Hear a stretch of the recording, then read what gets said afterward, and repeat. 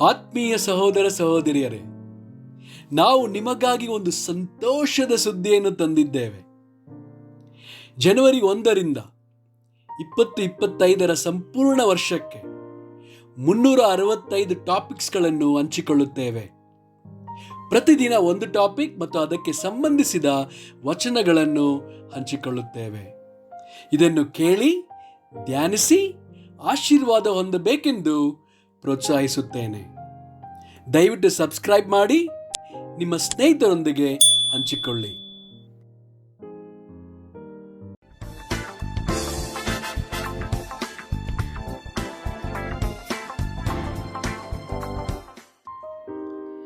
ಇಂದು ದಿನ 165 ಟಾಪಿಕ್ ಅಪರಾಧ ಮನೋಭಾವನೆ.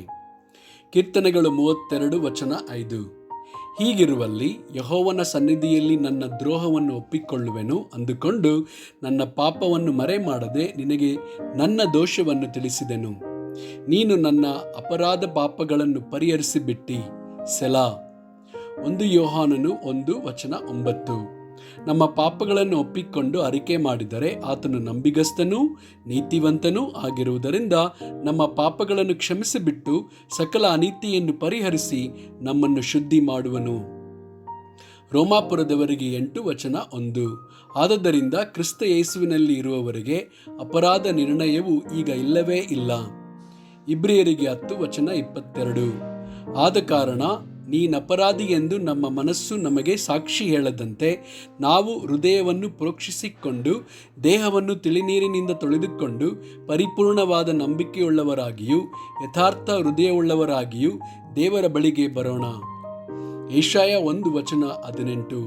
ಬನ್ನಿರಿ ವಾದಿಸುವ ಎಂದು ಯೆಹೋವನು ಅನ್ನುತ್ತಾನೆ. ನಿಮ್ಮ ಪಾಪಗಳು ಕಡು ಕೆಂಪಾಗಿದ್ದರೂ ಹಿಮದ ಹಾಗೆ ಬೆಳುಪಾಗುವವು, ಕಿರ ಮಂಜಿ ಬಣ್ಣವಾಗಿದ್ದರೂ ಉಣ್ಣೆಯಂತೆ ಬೆಳ್ಳಗಾಗುವವು. ಮೀಕ 7 ವಚನ 19. ಆತನು ನಮ್ಮ ಕಡೆಗೆ ತಿರುಗಿಕೊಂಡು ನಮ್ಮನ್ನು ಕನಿಕರಿಸುವನು, ನಮ್ಮ ಅಪರಾಧಗಳನ್ನು ಅನುಗ್ರಹಿಸುವನು. ದೇವರೇ, ನಿನ್ನ ಜನರ ಪಾಪಗಳನ್ನೆಲ್ಲ ಸಮುದ್ರದ ತಳಕ್ಕೆ ಬಿಸಾಟು ಬಿಡುವಿ.